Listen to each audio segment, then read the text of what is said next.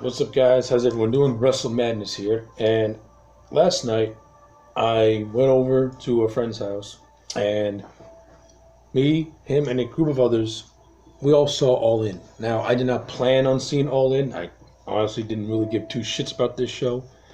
Didn't follow any of the stories went on. Went into this show blind as a bat. I knew of All In, kept tabs on it, for the most part, because pretty much every single wrestling podcaster I listen to mention this show every 5 fucking seconds. So, bit the bullet, said sure, why not, I'll come over and watch it.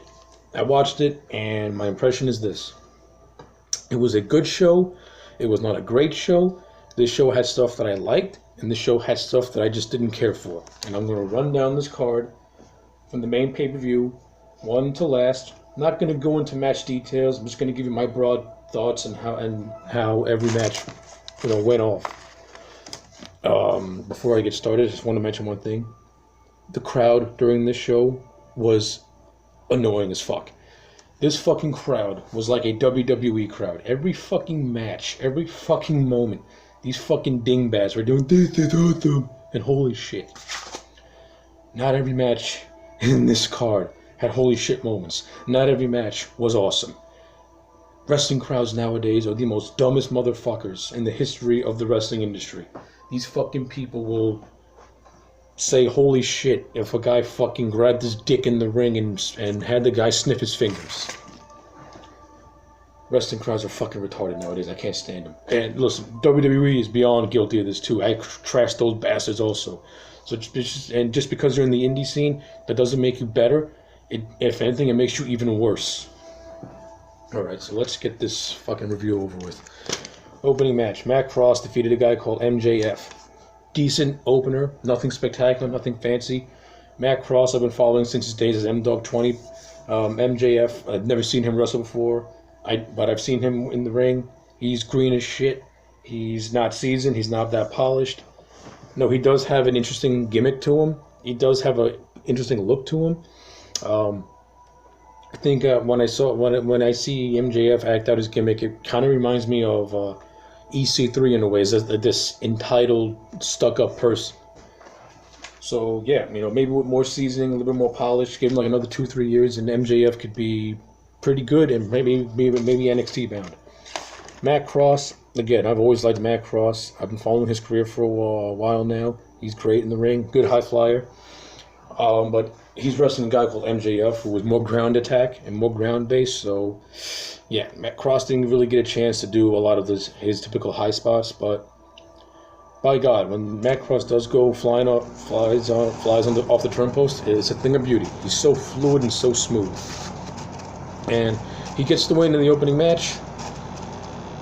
Not complaints. It was a decent opening match. It did what it needed to do. It didn't overshadow anything. These guys didn't go all out. It was okay for what it was. Second match, the Fallen Angel, Christopher Daniels, taking on the Green Arrow himself, Stephen Amell.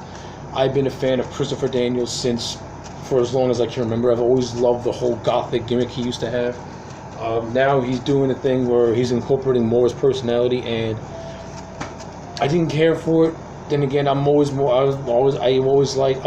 fan more of his, Dark Priest, his satanic Dark Priest gimmick than I was that. And that's what I know Daniels for. So, maybe that's why I'm not really caring for this whole, smiling and acting like a clown type thing. But in the ring, for 50 years old, Christopher Daniels can still fucking go. And Stephen Amell, to his credit, he did not stink up the joint. He put on a good effort. You had someone like a Christopher Daniels who protected him and made him look as good as he could possibly look. But Stephen Amell took some pretty good bumps. Stephen Amell pulled out a Van Terminator, which looked pretty good.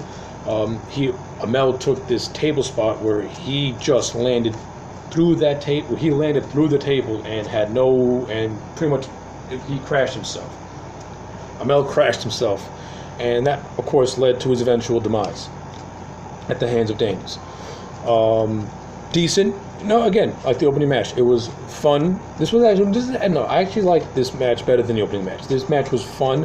You have Daniels, a guy who I've been following for years, and you have Stephen Amell, who I think is actually a really good actor, and held himself and held himself in the ring. Didn't stick up a joint. He actually put on a good effort. And yeah, I got no complaints about match number 2. Match number 2 was pretty good. Fatal 4-way women's matchup. Tessa Blanchard defeats Chelsea Green, Britt Baker, and Madison Rayne. Not gonna lie, I didn't really pay attention to this 4-way match.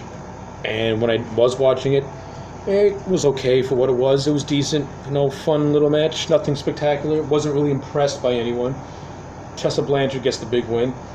To tell you the truth, the only thing about this match, the 4-way that I enjoyed, was seeing appearances by Magnum TA and Tully Blanchard, who accompanied Tessa to the ring. I thought that was cool, seeing those 2 icons of the NWA, 2 icons of wrestling in general, walk down their daughter to the ring.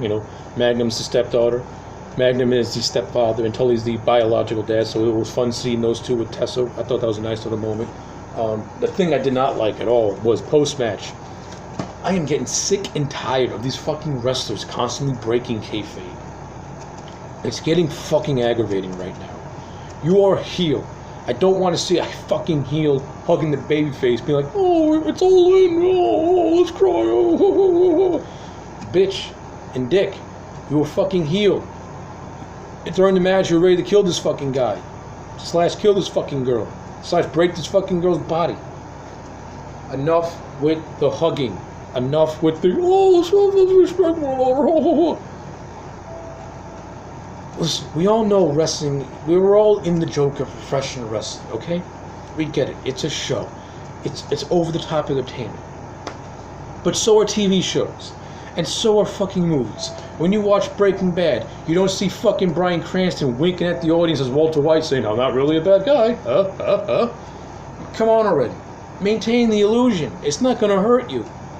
Fuck. I'm getting tired of this fucking bullshit. And WWE does this shit all the time too, and it's fucking aggravating when they do it as well. It's fucking stupid. Anyway, Cody Rhodes defeats Nick Aldis for the NWA Championship. I did not like this match at all. I thought this match was boring as bricks. Cody, I used to be a big Cody fan when he was in the WWE. Thought he was very underrated and underutilized. Nick Aldis, I just never really liked at all as a wrestler. I thought he was flat out boring. The only thing good about Aldis is that he's a body. The guy looks like $1 million. But as wrestlers, both these guys put on a very basic match. And what's even worse is that this thing was stretched out way too fucking long. Cody took a spot that he was literally knocked out. He was literally playing the fact that he was knocked out for a good 5 minutes on the outside of the ring. It went on forever. They were really milking that shit for too long, and I'm just like, Jesus fucking Christ, pick up the pace already. This shit is fucking boring. And I'm sorry, Cody and Nick Aldis, I was not impressed by this match at all. They bored me to tears. The only thing good about this thing was seeing Diamond Dallas Page give Daivari a diamond cutter. That was fun. Yeah, well, during the entrances, Cody Rhodes had Tommy Dreamer, DDP, and Glacier, if you can believe it or not. Fucking Glacier made an appearance. And all this had Jarrett, Rob Terry, Daivari, and I don't remember who the other guy was. But they all had their own little entourage, kind of like how they do in boxing and in the UFC. So seeing those cameo appearances was pretty fun, and the fact that I'll give the show this thing: they didn't overdo the nostalgia with this thing. They didn't have the reason why DDP and Daivari had a little thing in the rings because they're trying to play up the fact that Cody could be legitimately knocked out. So they just had to kill time. So yeah. That's it. That was it. And Cody defeats Nick Aldis. Now he and Dusty are father and son, NWA champions. Take that for what it is, since the NWA ain't worth a fucking dime nowadays. That's a dead brand. It's a dead everything. The NWA world title, don't care what people say. I don't care if it had a pay-per-view exposure. It's a dead championship. It's been dead for years. It ain't never coming back. And for any sort of relevance. That's all I got to say. Cody vs. Aldis, didn't care for it at all. Hangman Adam Page defeats Joey Janela with Penelope Ford in a Chicago street fight. Now, this match, I liked it a lot, and there were parts that I couldn't fucking stand. Hated. Page and Janela beat the shit out of each other, and it was fun seeing them beat the holy hell out of one another. But the part of this match that I hate the most was when Penelope Ford got involved, and she manhandled Adam Page. And one of the guys that was at this party I was at last night brought up a very interesting comparison. Back during the Attitude Era, Mark Merrow and Stone Cold Steve Austin were supposed to do a house show loop, right? But on national TV, Sable powerbombed Mark Merrow, which led to Austin to play politics and be like, how can anyone... which led to Austin to play politics and pretty much squash the idea of doing a loop with Mark Merrow, because the man took a powerbomb from Sable on national television. How can anyone take him seriously against Stone Cold Steve Austin? And that's what happened with Ford and Page. I don't care if Page is a good wrestler.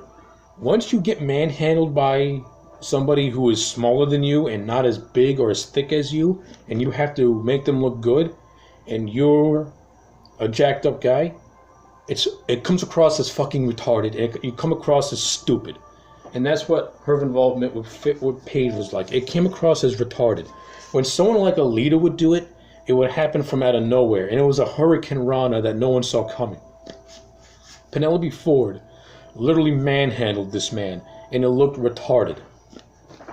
And then, after that shit was all said and done, the fucking guy had to double his efforts to fucking get his credibility back.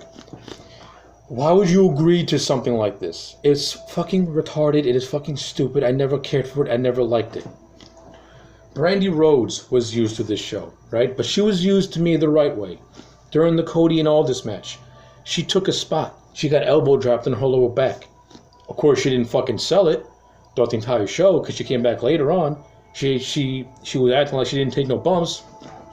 That's another thing I hate about this fucking show. Every fucking time somebody would take a high spot, once the match was near the end or over, these motherfuckers would act like nothing ever happened to them. The art of selling in wrestling is dead. This is why I can't stand wrestling now. This is why I have a love-hate relationship with wrestling nowadays. And WWE is no saint either, because they're also responsible for this crap. But this shit is fucking haywire in the indie scene with these morons. They don't sell for shit. And when they do sell for shit, they forget what they're selling. It's so goddamn retarded. Anyway, all said and done, these guys took crazy spots. There was this one spot where Hangman Page powerbombed Janela from the entrance through a table, and it looked like the guy went head first through the table. I don't think his entire body went through a table. It was a gnarly looking spot. Of course, Adam Page wins, good stuff. And this is my first time seeing both Janela and Page, and take out Penelope Ford's involvement. These two guys, they look pretty good. Hangman Page looked great in the ring. Janela has a lot of buzz going with him, and he looked good as well. Then we get to the post-match. And the post-match I thought was fucking stupid. A bunch of people wearing dick costumes come out, and Joey Ryan appears, and he does his stupid dickplex. Because the whole story, from what my friend told me, was like, during the Being the Elite build-up to this thing, Hangman Page had killed Joey Ryan or something fucking retarded like that. And now Joey Ryan comes out and does a dickplex and all that kind of bullshit, and it was fucking retarded. It was fucking stupid. If the WWE did a segment like that on Raw, they would be fucking crucified. But because it happened on this show, everyone was laughing, be like, this was fun. You hypocrites! If this exact same happened, this exact same thing happened beat for beat on Raw or SmackDown, it would have gotten fucking buried and crucified. That just shows just how much of a fucking double standard wrestling fans can be, and just how fucking just how untrusting they can be with their opinions, for lack of a better word. Alright, Jay Lethal takes on Flip Gordon for the Ring of Honor World Heavyweight Championship. This was my match of the night. This was a fun match to watch. I love the whole thing of Jay Lethal going between Black Machismo and his Jay Lethal persona. Whenever he gets tapped on the shoulder, seeing Leaping Lanny Poffo be his manager was hilarious and fantastic. And you can tell that Lanny was getting a kick out of seeing Jay Lethal act like macho, because when Jay Lethal is Black Machismo, he is spot on savage. And I like how they didn't overdo it in the match. Like, you saw it in the beginning, then you didn't see it again until near the end of the match. And Jay Lethal throughout the entire time was great. He was hilarious as Machismo, and then when he was in serious mode, he was fantastic. I've been a Lethal fan since I first saw him years ago in ROH, and I like Lethal now. Though I think Lethal, and I would love to see Lethal in NXT. I think he can. I think if Lethal goes to NXT, he can elevate that shit to another plateau. So please sign Lethal to NXT because it's Jay Lethal and he's great. Flip Gordon, this is my first time seeing Flip Gordon. Like JMF, he's another guy who's been in the business for maybe 2-3 years. Flip did good for himself. My only gripe with Gordon, and someone had to point this out to me, and I watched it, I saw it, I paid attention, I saw it, and Flip Gordon hesitates a lot before he does a lot of his high spots, and that's not good. If you're a high spot wrestler, you cannot hesitate for a moment because you're either going to hurt yourself or you're going to hurt your opponent. And I don't know why. And Flip Gordon needs to really, needs to mature fast, or else he's not going to have a long career. He's going to have a short career. I don't care if you're on pay-per-view. You're in the ring with Jay Lethal, who's been doing this thing for almost 2 decades. From the best of my knowledge, I've never heard any instance where Jay Lethal had hurt any of his opponents or intentionally went out to hurt his opponents. By not hearing any stories of him being, aggressive, Lethal being aggressive in the ring, that proves to me that he's actually a safe guy to work with. So Flip Gordon really needs to work on his, needs to learn how to fly like a big boy. But though, all jokes aside, Lethal and Gordon put on a very entertaining match. I loved how they recreated the old WrestleMania 5 Hogan Savage thing at the end. I like the involvement of Brandy, who was pretty much being used as Miss Elizabeth, and as a Miss Elizabeth type of a thing. Of course, Brandy was acting like she didn't get elbowed in the lower back at all. She wasn't selling that shit for the damn. And that's another reason why you can't take wrestling seriously, because if the wrestlers don't take it seriously, why should the people take it seriously? But if you're a show like All In, then everyone in the fucking building is going to suck your dick. Whatever. Kenny Omega defeats Penta El Zero, Pentagon Jr., Pentagon Dark. This was another good match. I am not a big fan of Kenny Omega. He does not impress me at all in the ring, but Pentagon I do like. I watched his stuff on Lucha Underground. The guy is great.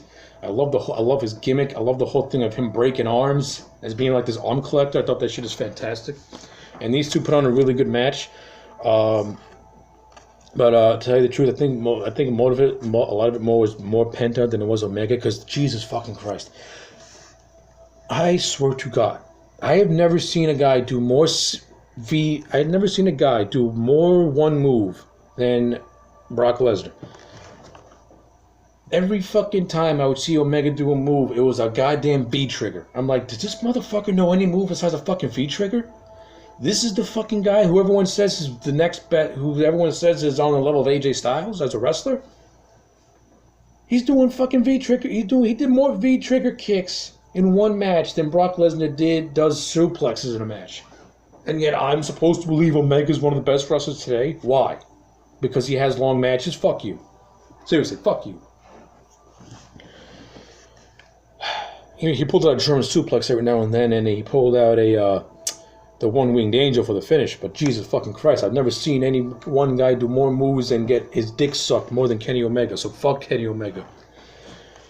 But Pentagon, no. Pentagon I like, and I don't want him to be signed by WWE because this guy has a gimmick of a top heel, if not a top, as not a high heel, maybe an anti-hero. And if you take away the gimmick and take away the look, then you're gonna have nothing.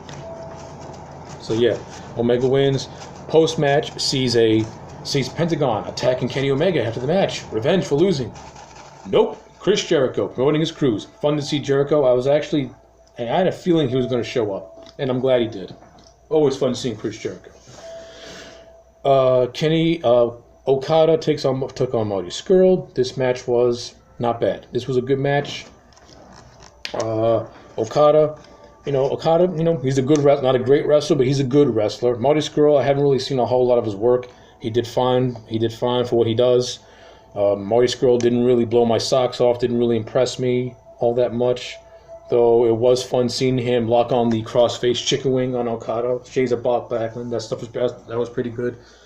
Of course, the highlight of Marty Scurll was when he gave Okada the Rainmaker, and then he opened up an umbrella that said "All In" as a distraction for Okada.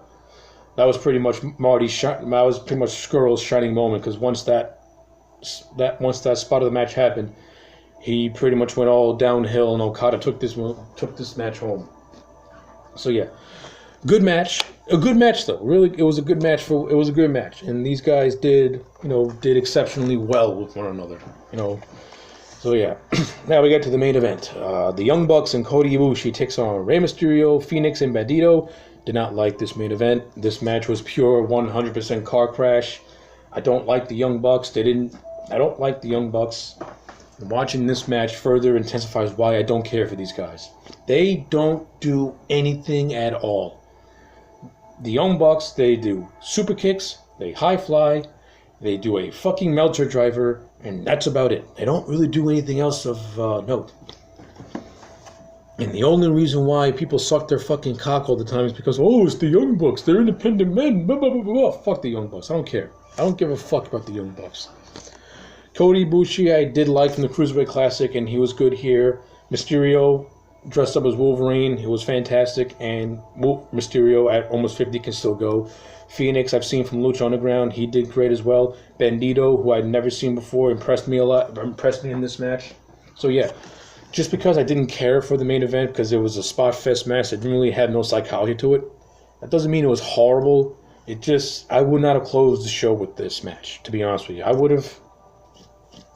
have closed the show with Cody and all this, just for the celebration at the end with Cody winning the NWA title and continuing on the lineage of his father Dusty Rhodes, because pretty much the whole show was pretty much built around Cody versus Aldis anyway. So this match to me felt more like a special attraction than it was an actual main event. So yeah, well, those are my thoughts on All In. At the end of the day, I'm going to give the show a 7 out of 10. It was a good show, not a great show. It had good matches in it. The matches I liked. The matches I didn't like, you can tell I didn't really like them. And even the matches, and of course Paige versus Janela. Again, that match was going great until the whole thing with Penelope Ford happened, and it completely just killed it for me. Lethal and Gordon is my match of the night. It was just a fun match, and it was always and Lethal's always a joy to watch in the ring anyway. Omega and Pentagon had a great match. Okada and Scurll had a good match. The 4-way match was basic and forgettable. Cody vs. Aldis was boring as hell, and I don't remember it. The opening match was decent, but nothing spectacular. You can lump that in with the aforementioned matches that I said. Daniels vs. Mel was fun. Paige versus Janela was fun. Take out the Penelope Ford aspect. Lethal and Gordon, my match of the night. Omega Pentagon was a match I liked. Okada Scurll I liked.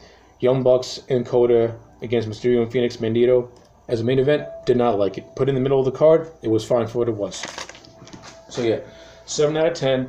Let me know what you thought about All In the comment sections below. If you agree with me, let me know. If you think that I'm just burying this show and that I deserve to be thrown off a building, let me know as well. Like the video, subscribe to the channel. I'll check you back next time for more.